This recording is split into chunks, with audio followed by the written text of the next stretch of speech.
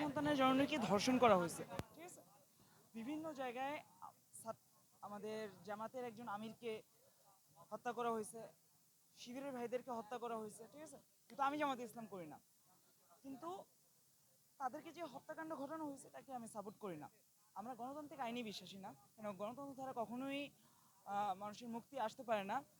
মুক্তির এক পথ খিলাফত, খিলাফত একমাত্র খিলাফাই মানুষকে পরিপূর্ণ মুক্তি দিতে পারে। সমস্ত সংকটের মুক্তি খিলাফাই দিতে পারে, খিলাফা ছাড়া অন্য কোনো জীবন ব্যবস্থায় পরিপূর্ণ মুক্তি হতে পারে না।